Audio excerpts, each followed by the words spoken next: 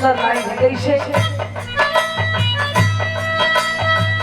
बहुत तारी भारत के जनवा हो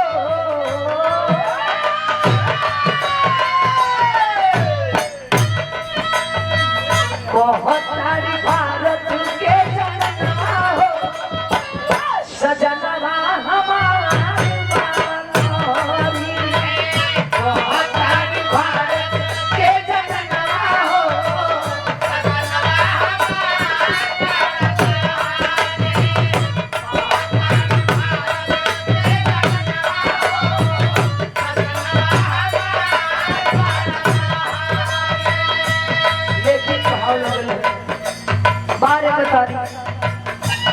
जहाँ कहीं भी माता जी के दिवंगत आत्माओं के भगवान आत्मा के शांति दे।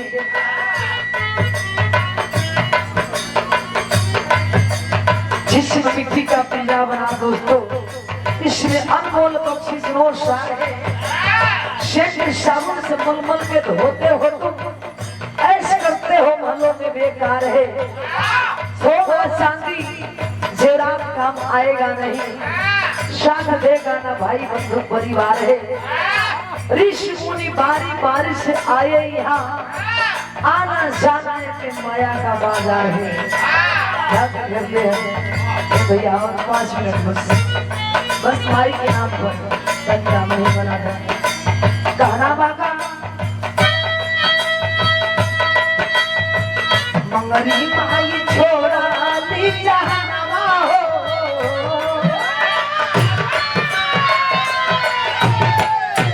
ओ दिन याद करी बाबूजी भैया हो शादी स्वर्गीय मंगरी देवी माता जी आपके हमके पूरा परिवार को छोड़ के चली गई भैया।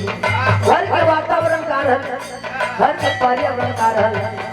ओ बेटा से पूछी, ओ बेटी से पूछी, नाती से पूछी, बंधुओं से पूछी, जित का विदत हुई, जित के बहा में कहना बाका मंगर गीता से छोड़ा ली जहां नया नवाज से लो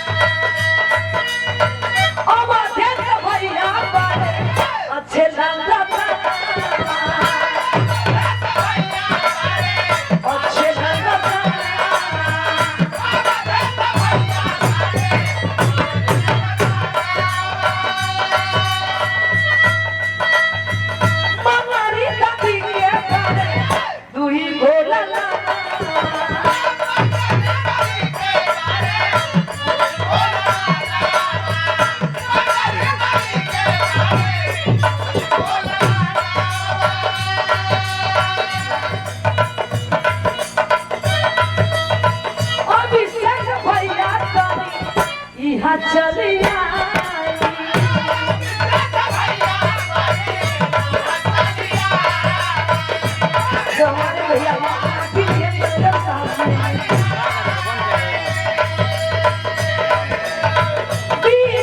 भैया यहाँ चलिया